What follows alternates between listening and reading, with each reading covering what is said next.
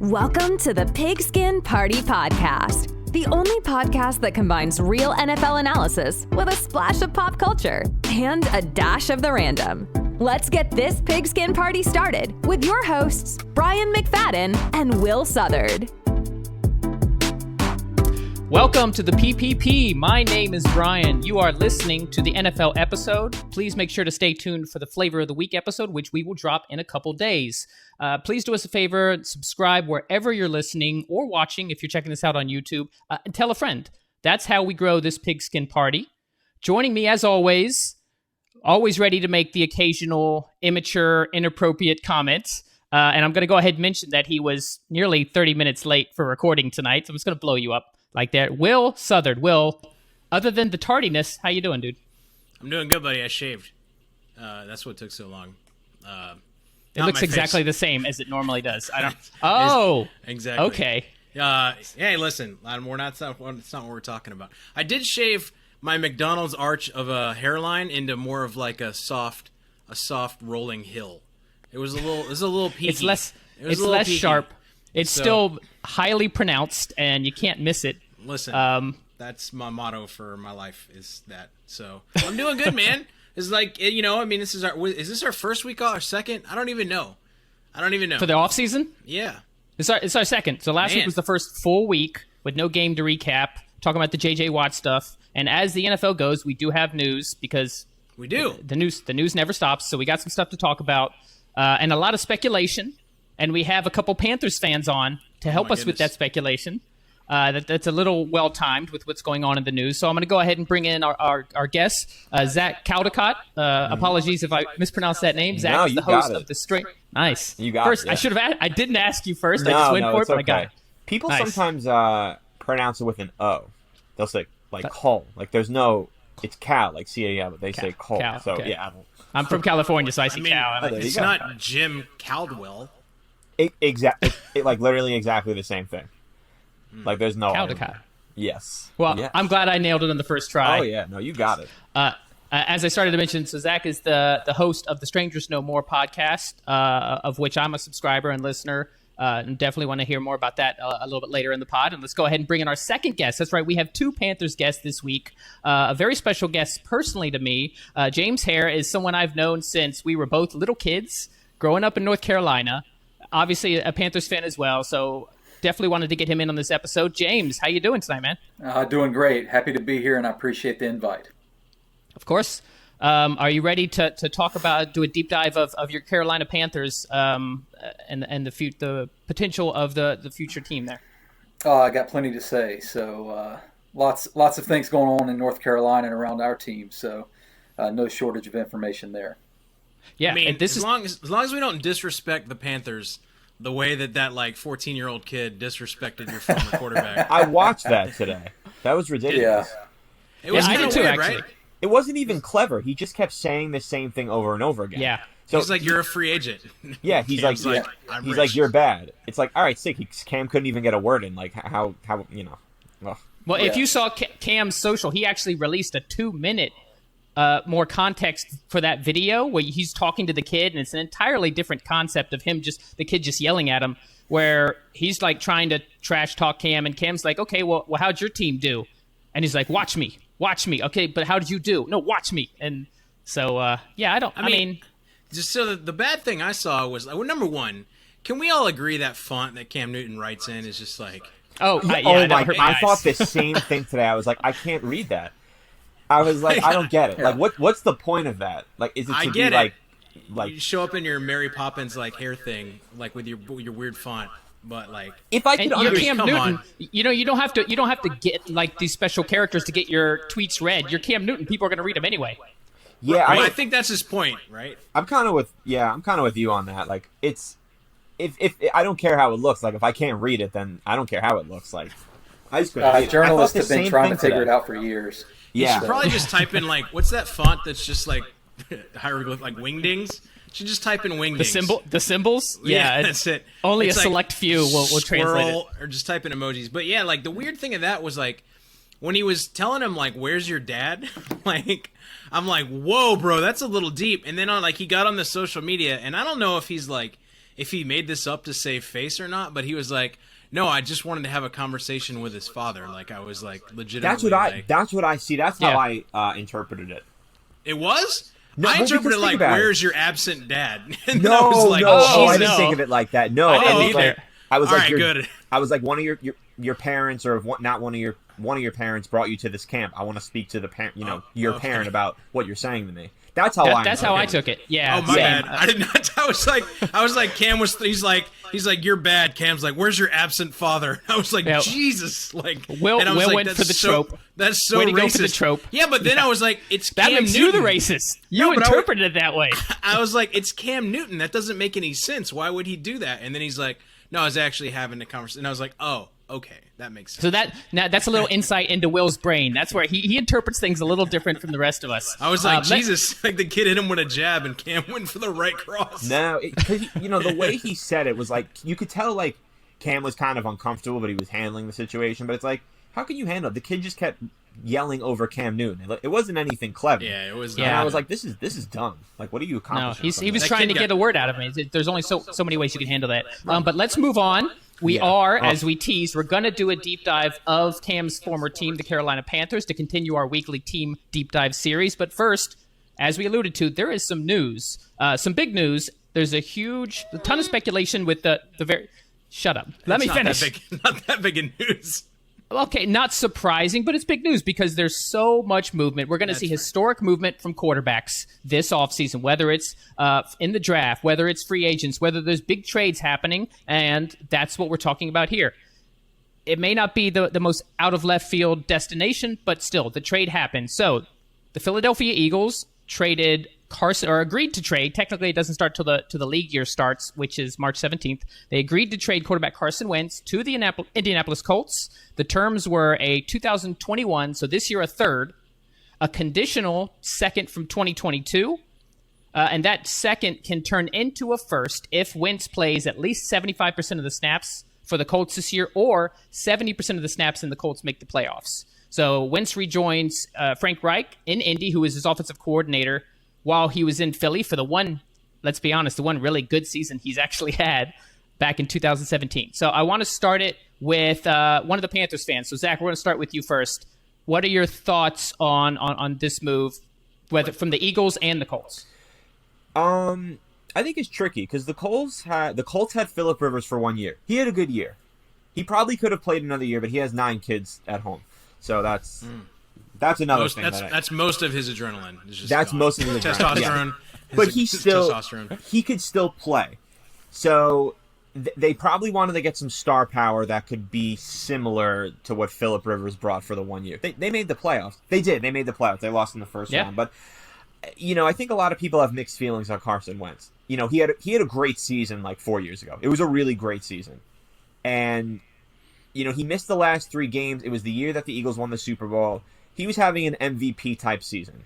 I looked at the stats. He had like almost 35 touchdowns and under 10 picks. It's a great year. You can't, the thing with draft picks, they're kind of a crapshoot. You have no idea what you're going to get. You can draft a first round running back and he can be horrible, or you can draft a 6th round running back and he can be a stud. You have no idea what you're going to get.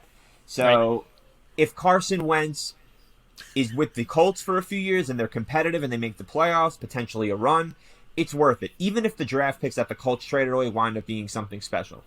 If he keeps them competitive for many, because he's young, right? He's like 28, 27, 28.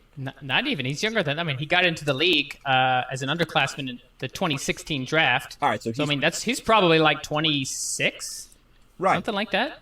So let's say, so if he's there and they're competitive, I think it's a good deal for the Colts. Yeah, at the price they paid. Zach just said the draft is like a box of chocolates. You never know what you're going to get. You have no idea. You got like the caramel-filled ones and like the white chocolates. And you have got no some idea. Of them you taste and they're just like funky. Like that's white chocolates. Is that another racist comment, Will? I feel like you're just trying to. It's not. But hey, so between Wentz and Goff, which one do you think is better? I think more recently, that's actually a really good question, to be honest. I think Wentz has a higher ceiling, and he showed that. Goff's had some great seasons, but I think a lot of that is due to that offense and Goff has Sean weapons. McVay. Weapons. He had it made. Correct. Yeah, and actually, this is a topic I think for the future and not now because we're still on Wentz. But I was listening to Evan Silva's article that he wrote about. He thinks that Stafford is like a dark horse MVP candidate. I said that. Okay. He also did. So there's that. But I mean, like with all the weapons in that defense and all that kind of stuff. But I don't know, man. Like, so do you think that the Colts just like stop blocking for him to hope he doesn't make 70% of the snaps to get? No, he'll be all right, man. I think it's a good fit. I really do. I mean, I think this price is a lot more sane than the other prices. Right, and it's not like he's coming into a not competitive team. It's not like they traded him to like a 4 or 5 win team. This team won either 10 or 11 games. 11 and 5. And were really competitive against like a 13-win Bills team. They almost won the game. So right. They had him until the 4th, sure. They had him until the 4th. So, I mean, it was like basically the last play of the game. So, I don't know. Carson Wentz was injured. He had a good Eagles team. It's tough to say between Wentz and Goff. But you are right. Goff had it made. That offense, he had so many weapons. And he had Gurley in those prime years. He also doesn't have to do as much on the Colts. You know what I mean? Like you just said, I mean, that Colts offense made Phillip Rivers look like what's the dead thing that kicks? Like it's dead, but it like flopped. You know what I mean? There's a word, there's a term for it. But anyway, like some of your analogies, I'm just so lost on. I have no idea. I'm lost. Whatever. Listen, what I'm saying is that like it brought life back into Phillip Rivers, right? And he looked okay. So like I think Frank Reich can take Wentz, like you said. I mean, he had a good year there. He doesn't have to do what he had to do in Philly. Like, he had nothing in Philly, bro. Like, he had, like, 2 tight ends and a handful of, like, bottom-tier, wide receivers. Right. So... And, hey, the Eagles had so many injuries, so even when he had decent receiving help, Deshaun Jackson, Alshon Jeffrey, they would get injured, and he'd be left with just 3rd and 4th string wide receivers as his number 1 wideouts. Yeah, so my thoughts on that, I mentioned briefly, is that Wentz has the better ceiling. And I mentioned on this podcast that the only destination he could go that had an even remote chance of rehabilitating his career was in Indianapolis with Frank Reich. His best season was when Frank Reich was his offensive coordinator and play caller. He's now rejoined with Frank Reich. The talent is there. He showed the talent before. It's purely mental. He regressed badly last year. A lot of that had to do with holding the ball too long, taking bad sacks, scrambling around outside of the pocket quickly because that offensive line was really beat up, and not having playmakers. So Wentz really felt like he had to be the one to win the game for Philadelphia. And so he throws a lot of interceptions. He was actually leading the league in interceptions before he ended up getting benched. And so he comes to an offense that is a much steadier offense with better weapons and a much better offensive line. So if that offensive line can stay healthy, Wentz can get a little bit more of that comfort back, that confidence back, and he can still have that talent that he showed in 2017. For what they paid for him, I think it's a steal. And I definitely think, I don't like to pick who wins and who doesn't win trades, but if I had to pick a team in this particular deal, then I would say Indy, because they didn't have to forfeit much for a former number 2 overall pick. And the upside is, as Zach mentioned, they were 11 and 5 and on the verge of advancing in the playoffs with a 39-year-old Phillip Rivers. So if Wentz can calm down, they could go even further and they could be a dark horse Super Bowl contender. Let's talk about the Philadelphia side. Will, I'll start with you on this because you've said things about Jalen Hurts on this pod in the past. Is this Jalen Hurts team now? Do they want to go out and sign a veteran to compete with him? Do they want to draft a quarterback, or are they going to give Jalen Hurts a shot at the starting job in Philly? Of course, yeah. He earned it with the locker room. I mean, I think it's pretty obvious that they're going to give him at least a season to make that happen. I think the question is what do they do with him for weapons, right? I mean, you've got Miles Sanders, you've got Dallas Goedert. I think most of their receivers are leaving or free agents. I mean, they got to give him something. Otherwise, just take Jalen Hurts and Miles Sanders and turn into the Ravens. Like, you know what I mean? Like that's their other option is do one of the others. So the thing you don't want to do though, I think you have to go out and get Hurts some help because you don't want that kid to, you don't want him to have a year with no line and no weapons and look awful. You know what I mean? Especially with a new head coach like that. So they're going to have to do something. So I think that's what we're going to see a veteran. They cut Deshaun Jackson. There's word that they will be cutting Alshon Jeffrey as well soon. So they're kind of getting rid of the old guard. There's a lot of speculation that Zach Ertz will not be back. So they're going to have to get new weapons for whoever the quarterback is. What are your thoughts on Jalen Hurts as the prospects as the quarterback in Philly, Zach? I mean, I listen. They're not a great team, so to give him a chance it's harmless. And the NFC East is probably not going to get much better. It took 7 wins to win it this past season. It's kind of a low risk, high reward type of thing. You drafted him for a reason. He played at Alabama too, right? In Oklahoma. That's yes, where he started. He was the starter ahead of Tua in Alabama, and then when Tua came into that national championship game and won, and the next season Jalen sat on the bench, and then he transferred to Oklahoma. Right. I think for quarterbacks, a lot of these guys that get drafted, they deserve to be in the NFL, but I don't think people realize how important an offensive line is. If you're a quarterback that has time, the opportunities are like the floodgates are open. It's amazing what you can do. If you're not on the run and you're not fearful of getting sacked, you're automatic. Like, you can turn an average quarterback to like a great quarterback. It's amazing what a good offensive line can do. So, we saw that happen in the Super Bowl. I mean, look what happened with Mahomes. Who no one on this is going to argue that he's not, one of the best, if not the best quarterbacks in the NFL. And he ran the whole game running around. Yeah, he was. What was the stat? He had like over 400 yards behind the line of scrimmage, just racking up, running around. Because of that offensive, almost 500. Yeah, 497, I think it was what it was, which is just insane. And look at how well that offensive line blocked for Brady, and how well he did without pressure in his face. And that's the one and only time I will mention Brady's name on this podcast, because we're not talking about Brady today. Yeah, I'm going to agree with you. I think they should give Hurts a shot. There's speculation on they have the number 6 pick. So there's a good chance that they're going to get one of those top quarterbacks, or they may have to trade up to get like one of the top ones, like maybe Zach Wilson. But they could maybe get Trey Lance to fall, depending on how he does in his pre-draft process. But then Trey Lance is a project. But maybe that's what you want to do. Start Hurts for a season, draft a guy like Lance at number 6, see if you can develop him. But at the same time, they have a lot of other holes. I think so. Yeah, it doesn't hurt to sign. I mean, there's so many backups lingering out there. You can always find somebody, someone who's like in his 30s who has, a journeyman type of quarterback. It doesn't hurt to sign somebody like that. But I think you got to give the kid a chance. You drafted him for a reason. So yeah, let's go ahead and talk about the reason you guys are here and the Carolina Panthers. We're not gonna we're gonna do a deep dive, but there's a specific situation that I want to talk about first.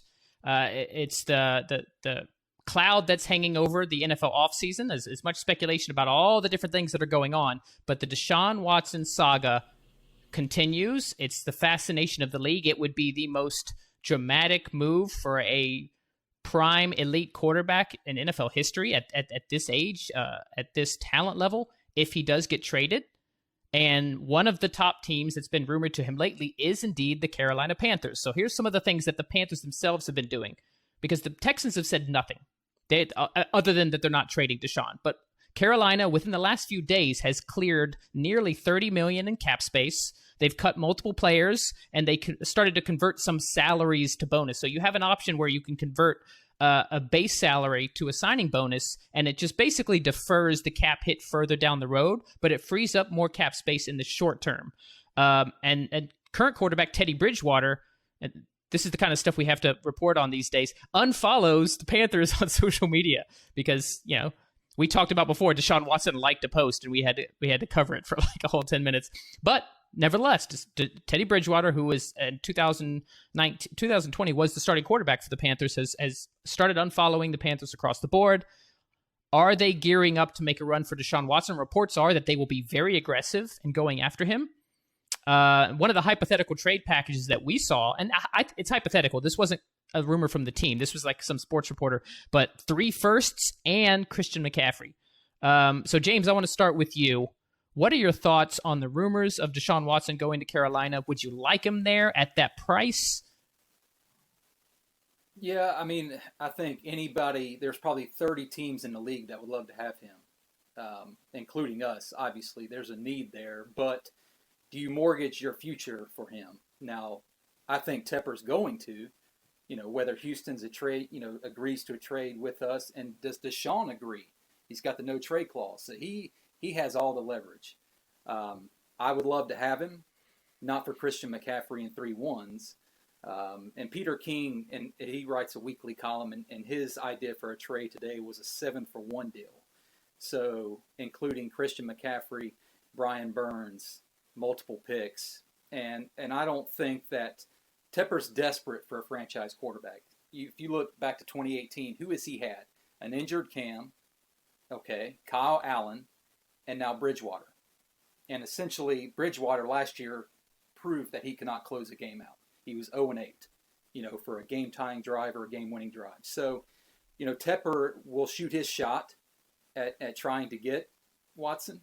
But I think that Houston is a terrible defense. Okay, so, they'd love to have Christian McCaffrey, but I think their angle will be defense. And so will the Panthers trade some of their young defensive core? It might take a Brian Burns and 2 or 3 first-round picks. But I think Burns, Derek Brown, and Jeremy Chin are the only untradeable players on that defense. Maybe you could give him a Shaq Thompson. But, yeah, I think Tepper has wanted everything in life, and his best record as an owner is 7-9. And I think he's tired of it, and he has shown that he will do anything to win. He's paid Matt Rule an ungodly amount of money to come. They've got 22 coaches on staff. They hired 3 more today. So there's no salary cap, as he says, no salary cap for coaches. So he will spend the money. But I think they're freeing up space to make a run at him, no question. And I'd love to have him, but not at the expense of some of our young core. And initial returns on Rule, as expensive as he is, I think he had a great first year. I mean, record aside, the fact that team was competitive, they were lacking in talent, at least on the level to compete with other teams, especially in that division, they held their own, right? They were taking Kansas City for a while at the first half of the game, and they played them. Okay. I mean, we got 2 Panthers fans on here, right? And we're talking about making a run for Deshaun. But I think we need to just put a couple things in perspective, right? Like, I saw some memes flying around that was like, Mike Davis, 90% Christian McCaffrey. All right, I mean, like, that's crazy, number one. Like, Mike Davis had a couple of games, but I think we can all agree on this podcast that he is not 90% Christian McCaffrey.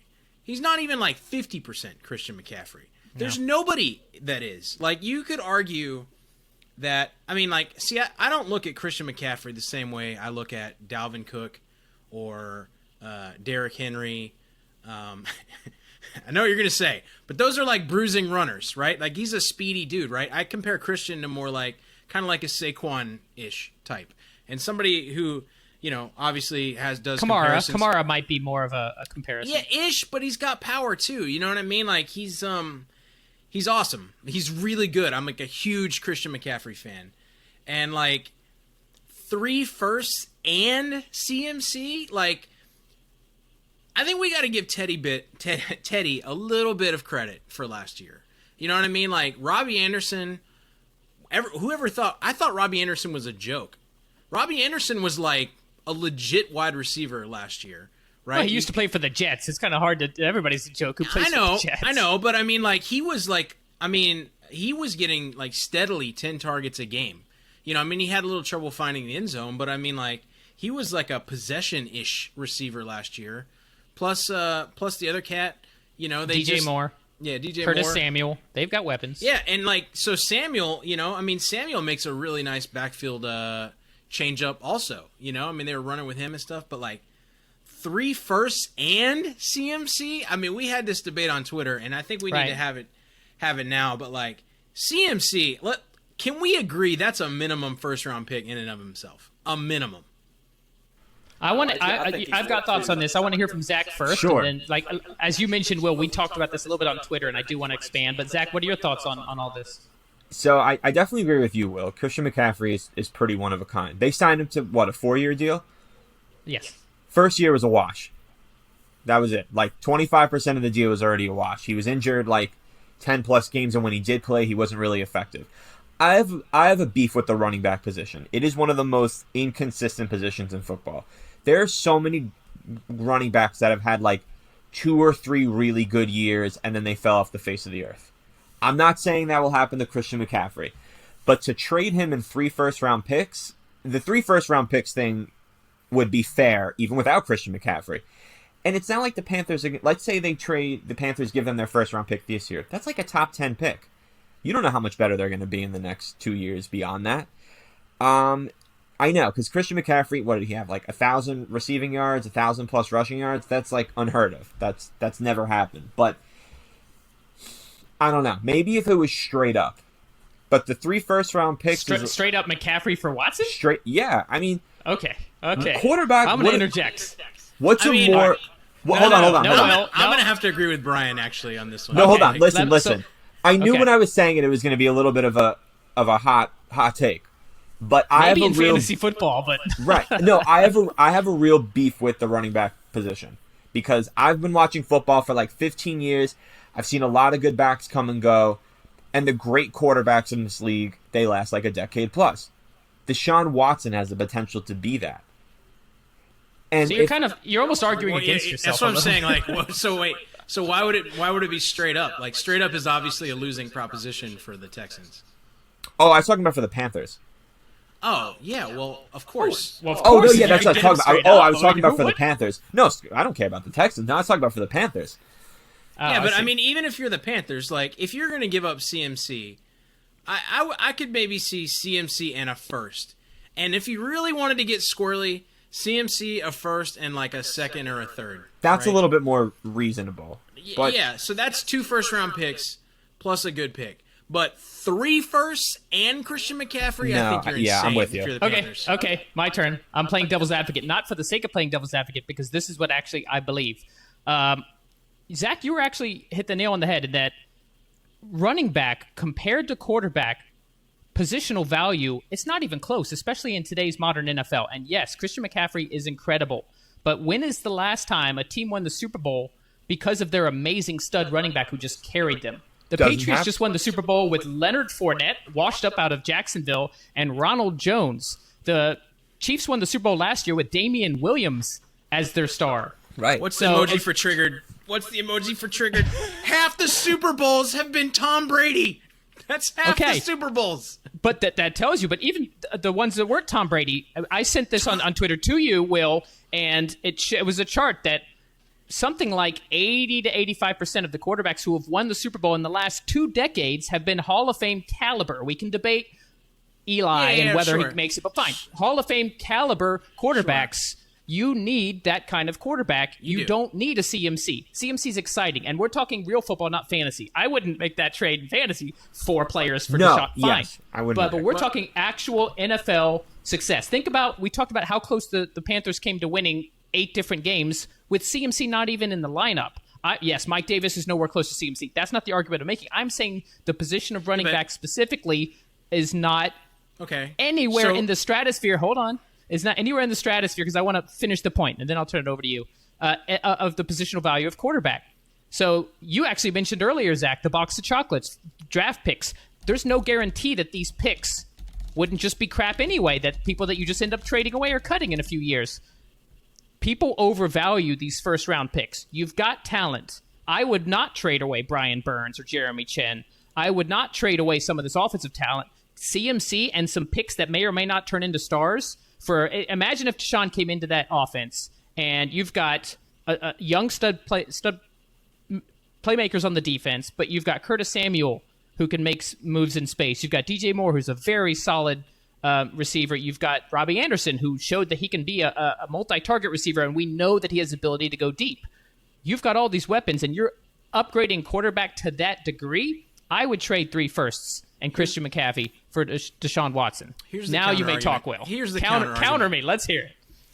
Every Super Bowl champion since 2013, all of them ranked in the top 10 in scoring defense, right? So here's the problem with your theory about it's correct in a vacuum, but let's shall we turn it over to the Panthers defense, which since Luke Kuechly retired is hot dog poo-poo in a bunch of different ways, right? Namely, rush defense is one of them, right? So, like, you can score all day long, but if you can't stop anybody, you're not going to win Super Bowls. And 3 first-round picks, 3 of them will cripple that defense for years. You know, they need that talent. So, yeah, they do need Well, how many stud linebackers are you drafting in the first round, though? Again, I mean, who knows, right? Like, so that's the thing. And to Zach's point, I completely agree that picks are like a box of chocolates, right? But at the same time, if you don't make picks, then you'll Patriots. And that's a bad thing, right? That's a bad thing. Because the Patriots, you know, they suck at picking drafts. They pick other people's, you know, bargain bin players. You know, I mean,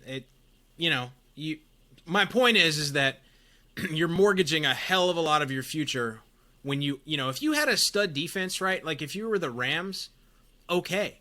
Throw away all your first-round picks, you know what I mean? And make your play for big splash free agency. Go after Stafford. I'm a big fan of the Stafford thing. But this, man, I don't know. That's a little steep. Even for Deshaun, who I am a massive, massive fan of. And here's the other thing. I mean, like, you know, to Zach and James, like, CMC is loved, like, in Carolina. Yeah, they do really love him here. I think they would get over it if they got Deshaun Watson back in return. Deshaun Watson, Watson, who grew up in Georgia. Deshaun Watson, who played college in South Carolina. What are you doing to CMC? You're killing his career. You are killing CMC's career if you send him to Houston. Anybody who goes to Houston. All right, let me name a few running backs that were good for like 2 or 3 years, and then that's it. Like I said, not saying that'll happen to McCaffrey, but you don't know. Even one minor injury could completely derail the career of running back. Arian Foster, DeMarco Murray, Peyton Hillis, the list goes on. There are so many running backs who had like, all right, a couple 1,000-yard seasons. Great. What the hell happened? Chris Johnson. What? Chris Johnson. Let's keep. I mean, you could just keep going. I'm telling you. I've watched football. I mean, I'm 26. I've been Todd Gurley. Todd Gurley. What the hell happened? Like, this dude says he's 26. Like he's even old. Saquon. I mean, we have. That's the thing. Injury. I'm just saying. He 2 has out not, of his 3 years. Call it injury, but yes, yeah. He had an amazing rookie year. He hasn't done anything since. Yes, it's injury related, but that still goes to show you. I'm just saying. I've been watching football for 15 years. Even when I was like 10 or 11, I'm like, this guy's good. And then you can throw Zeke in there. Zeke, yes, absolutely. You can make it. As soon as Dak came out, look how much Zeke dropped when there was no Dak in there. I think we want to grow this podcast. I don't think we should talk shit about Cowboys because that's like probably like half the fans in the entire world of football are Cowboys fans. Are they still America's team? Are we still? I mean, they haven't been good in so They've long. won 3 playoff games since 1995. What? Yeah. What, I love. Will, you said something about I can't believe I'm bringing them up again, but like Tom Brady has won more in like playoff games than the entire Buccaneers or something, the entire Cowboys team of the past 15 years. Wow. That's crazy. I truly think, I'm sorry to interrupt you, but I truly think that you made a good point earlier, Brian. The Panthers have some weapons. You can find a running back on the free agency market who could have a great year. McCaffrey makes what, $16, $17 million a year over the next 3 years per year. I'm just saying, you get a quarterback like Deshaun Watson with that offense and that Brule. I mean, they could be really Leonard good. Fournette is a free agent. Come on, you don't need think about backs. the division. Matt Ryan is probably has a couple years left. Drew Brees could potentially be done. Who's the other team? He's done, bro. Oh, and Brees is done, and there's a good chance Ryan could be out of Atlanta this year. I'm just saying. What the hell? Yeah. Taysom Hill is not the answer. Trade for Matt Ryan, then you'll be up in every game, but sadly lose them somehow. That's how it works. Yeah. I don't know. For the Panthers, I do agree. 3 first-round picks is nuts. That's way too much. And CMC. And CMC. Oh, exactly. So, but if you can come to some sort of compromise, listen, you get to unload the CMC money. Let's say he's injured. An injury in the NFL will always linger. You have one bad player, one bad tackle, and you're out again. Yeah, but I will say this, though. Knowing what we know about the Texans, if you flashed somebody like CMC to the Texans, wouldn't you think they'd go for it? I mean, like, it's the Texans, right? Like, they're gonna bungle this one way or another. You know how, like, we can all agree on. Texans you take like will the shiny like fishing lure and you throw it in, and they're like snatch real quick, even though it's obviously a trap. Like, that's the Texans. So, like, I think if you dangle like a franchise player, no matter who it is, they're gonna go for it.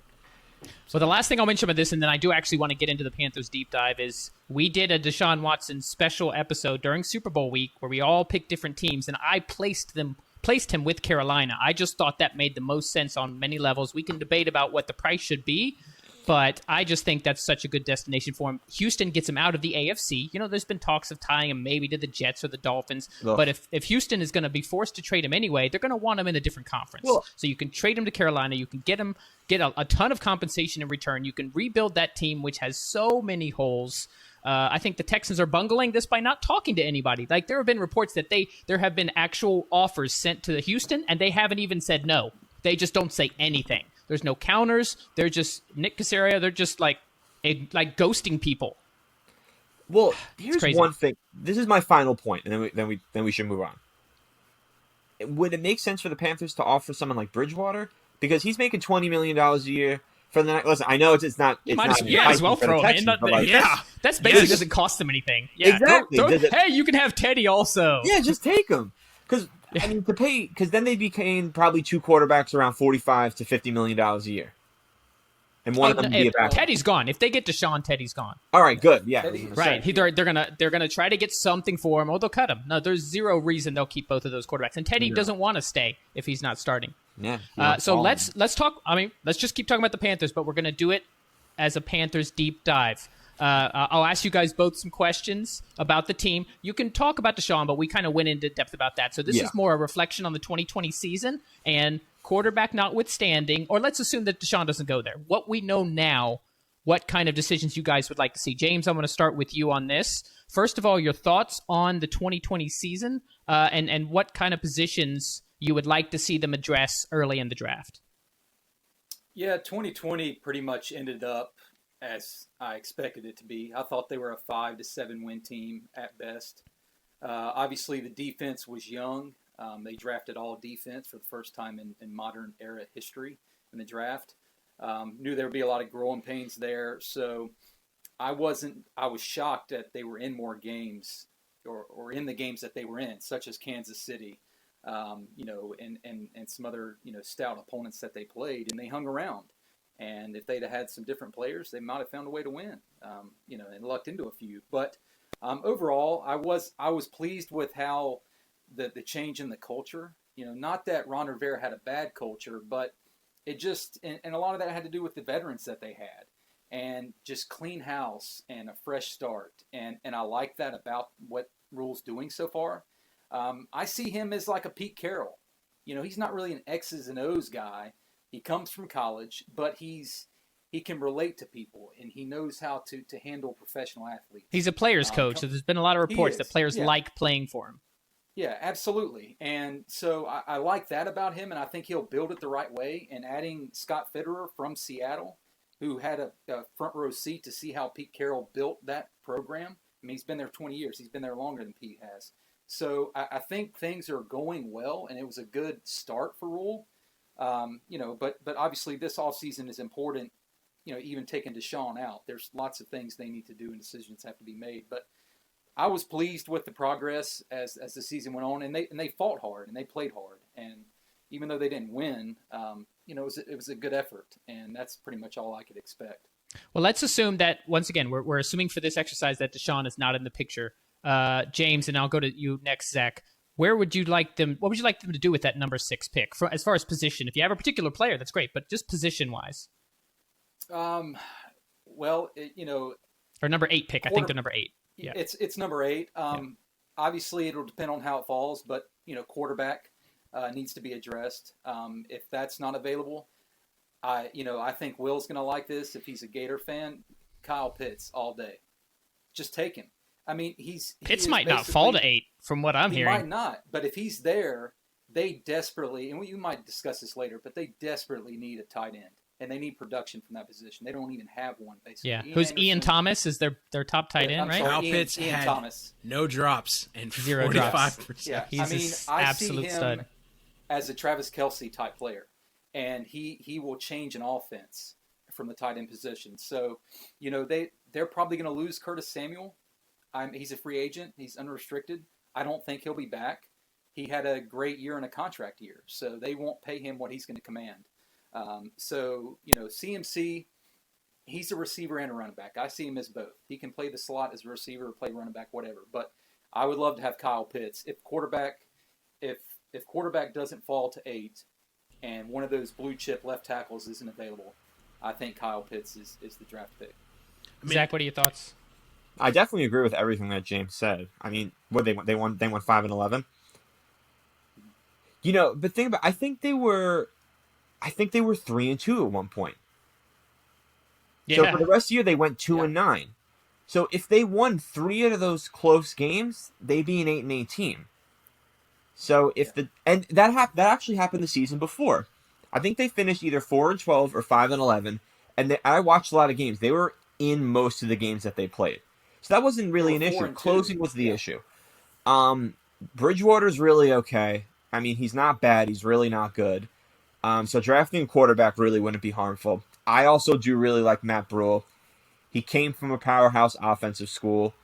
I think, and I just looked at Kyle Pitts's. He's 6'6", 240. If he's available, you definitely take him.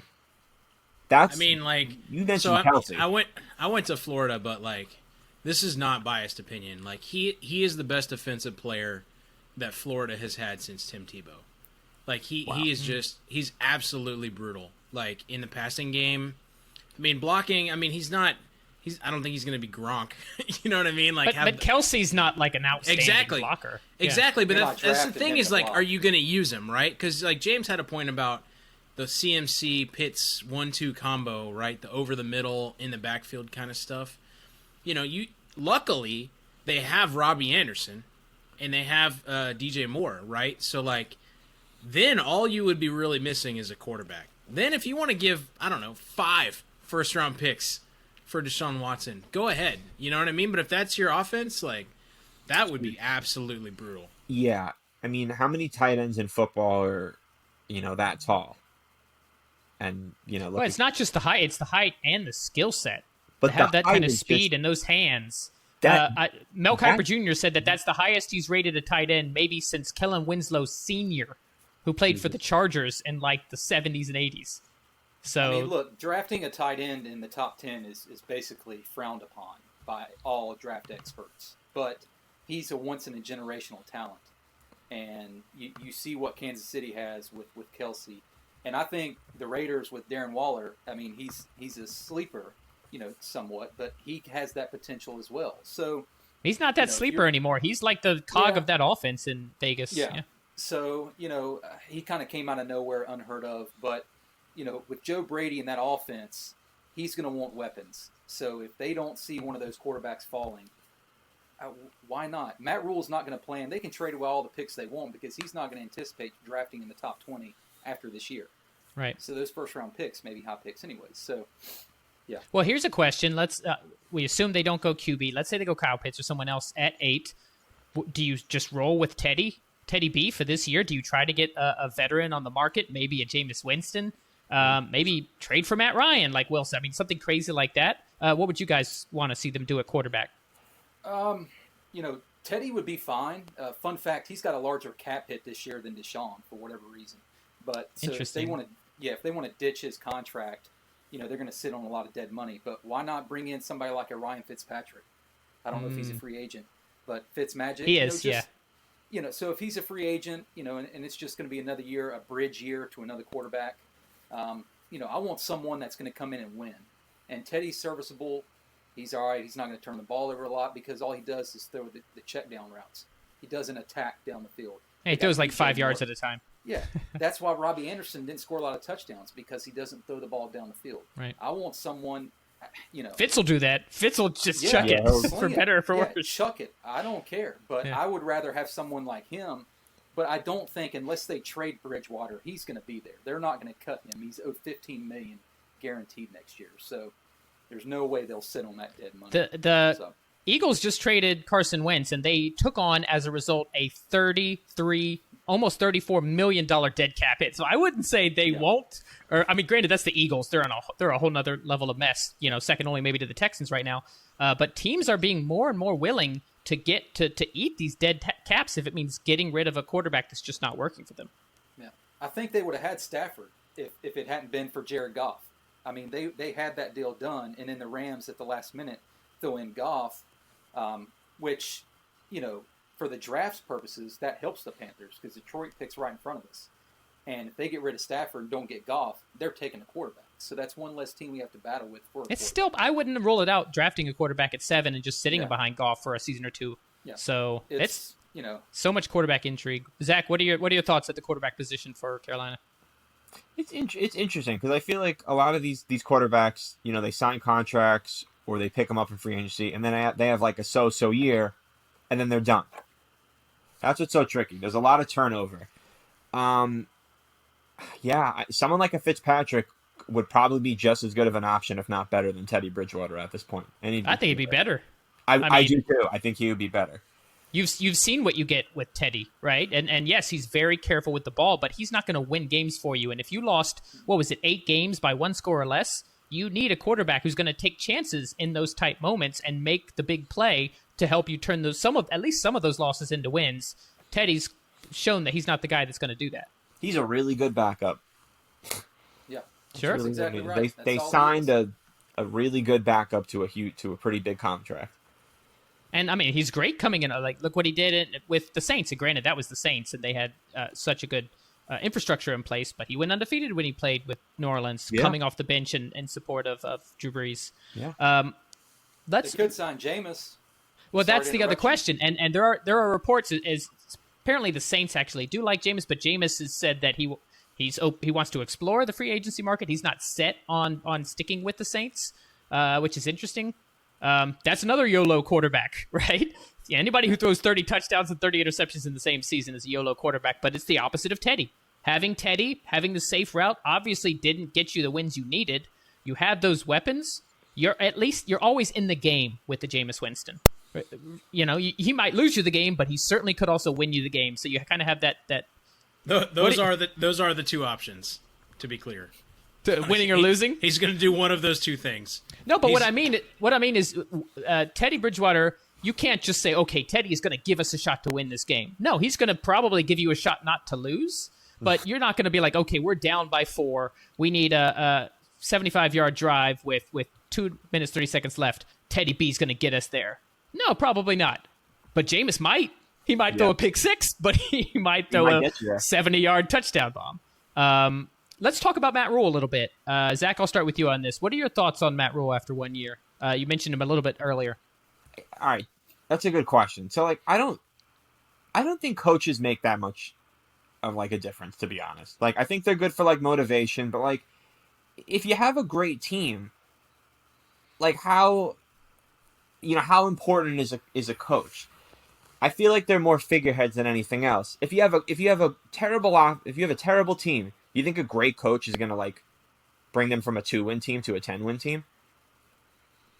I think it can have the opposite effect. If you've got a lot of talent and you've got a coach who just nobody wants to play for. I look at Detroit and Matt Patricia, and they weren't devoid of talent. Maybe so on the defensive side of the ball, but they had such a lot of offensive weapons. And as soon as they got rid of Patricia, and Darrell Bevell was the interim coach, they started playing much better, more competitive, scoring more points. So I do think coach has, even if they're not an X's and O's guys, if they're a motivation, Right. if players like playing for them and they're motivated to go out there and put their life on the line, because this is a violent game, right? So you have to want to play for these guys. So I do think, and you look at some of these teams who have low talent level. The Giants this year with Joe Judge, the Dolphins last year with Brian Flores, and the Panthers this year with Matt Rule. I think these teams that overachieve beyond the talent they have, the only thing that explains that is coaching, a coach that helps the roster gel. I just don't think it brings you from like a mediocre team to like a great team. I don't think it's that much of a difference. So it's hard to judge Matt Rule because there clearly was low expectations coming into the season. Matt Rule? Rule.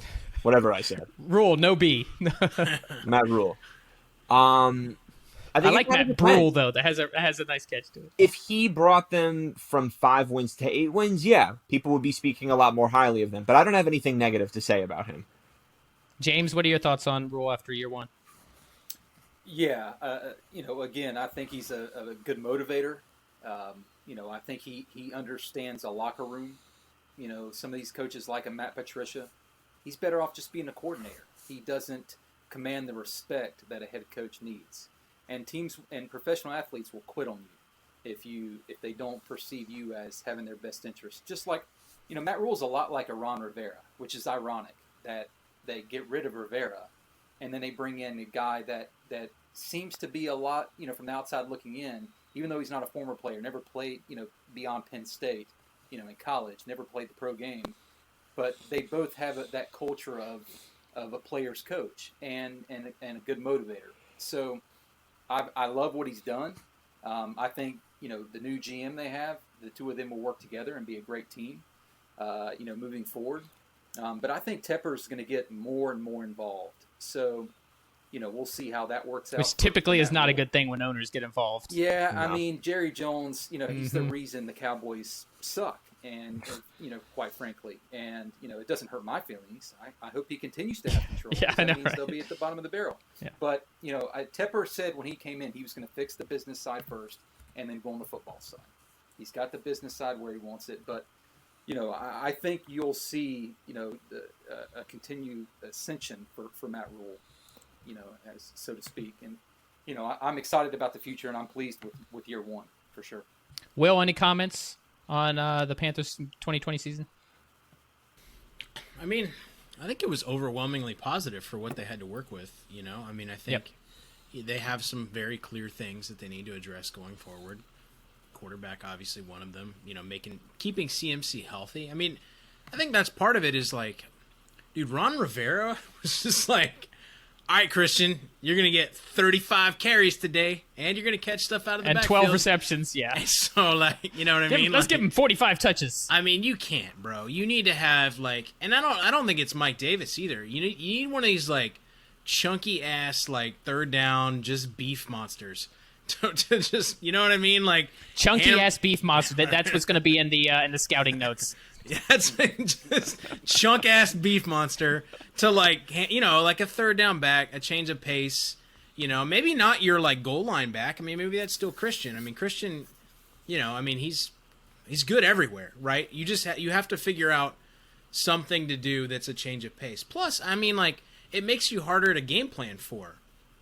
You know what I mean? I say, you know what I mean, way too much, by the way, listening to myself on this podcast. So what I'm saying is, Dalvin Cook, too. I mean, you can't – these coaches just – these stud backs, you go more the Derrick Henry route, or something like that. But I think they need that. But they're close, man. It was a good year. I mean, with a lot of, surprising talent. I do agree with James's take. I think tight end is a glaring hole for their offense. I mean, they had the corpse of Greg Olsen trying to do things, and Ian Thomas is not the truth, So you fix that, I think you got a pretty good squad. All right, so Mark Ingram is a free agent. Will is that? Yeah. Yeah, I mean, is that a chunky? What do you call him? A chunky fat guy or a chunky? No, that's not what I said. Chunky ass beef monster. A chunk ass beef monster. Chunk ass beef monster. Ingram could. He's I'm actually adjacent to that. I'm actually pretty high on Mark Ingram. Yeah, I think that I think the Ravens just got lucky. It's weird to me because DK Dobbins is good, right? J.K. Dobbins. If you're going to correct Zach on Matt Rule, I'm going to correct you on J.K. Dobbins. There is a DK in the league. There's no Brule in the league.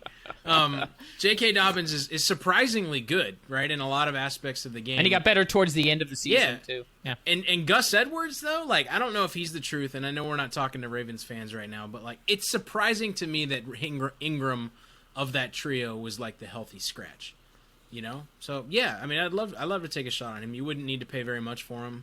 I think that'd be pretty solid. Yeah, he's a good player. So here's what I want to do for closing thoughts on this, because I think we can all agree that there's the arrow is pointing up in Carolina. I think Rule is the right coach. I think he's going to motivate. He obviously got more out of that roster than many would have thought. especially at the beginning of the season. Zach mentioned they were 3-2 at one point, and people got a little ahead of themselves. So, could they compete? No, but they have talent. They've got young defensive talent. Jeremy Chin was a Defensive Rookie of the Year candidate. He had that game where he had 2 fumble recovery touchdowns on back-to-back plays. That was sick. Brian Burns really coming on his own as a pass rusher. Derek Brown really got better towards the end of the season on the interior of the defensive line. You've got weapons, as we mentioned. But here's we're going to have a little fun exercise. I'm just going to go around to each of you and say, forget the price. Is Deshaun Watson the quarterback of the Panthers in the 2021 season? James, yes or no? Yes. Zach, is Deshaun Watson the quarterback of the Panthers next season? No, unfortunately. Will, is Deshaun Watson the quarterback for the Carolina Panthers in the 2021 season? The odds will tell me to say no. Okay, I'm going to go yes, and we'll do 2 and 2. I just have this feeling that, as James has mentioned multiple times, Tepper's going to go all out. And he might end up overpaying. It might end up being more than 3 1s and CMC. But I just have a feeling, like you said, he doesn't like losing. He's never lost in any of his other previous ventures. He might think that that's all that's missing is this stud quarterback. And we all agree that Deshaun Watson as a stud quarterback, that part of it at least is not in question. Obviously, we're going to be covering this for a while. And checking in, we'll probably mention Deshaun Watson on every single episode of this podcast until, and probably even after he's traded, because that is, amongst all of the other news that's going on this offseason, that is the cream of the crop. It's fascinating, if nothing else. So we're going to go ahead and wrap up the NFL episode. Thank you so much for tuning in. I want to thank our guests, James Haire, childhood friend out of North Carolina, and Zach Caldicott, also from North Carolina, Panthers fan. You both are going to be joining us for the flavor of the week, so excited, and please stick around if you're listening or watching for that episode. Will's going to be here regardless, so I don't have to send him a thanks. He just sits there. He's contractually obligated. Wait, we didn't talk about my new toy. You guys didn't see my new toy. Wait, I have to show you before I hang up. Okay. He waits until and then he goes. If you're watching this on YouTube, Will has disappeared. Oh, he's back. Let's see. Look at this. Look at that. It's Tom Brady's actual jersey. And Gronk's jersey. I got it. It's for those that are not watching and are just listening, it's not Brady and a Bucks. It's Will's living in the past. It's Brady and Gronk. I guess wow. Well, that's tore off their jersey, like a piece of their jersey. Isn't that awesome? Tell me that's not cool.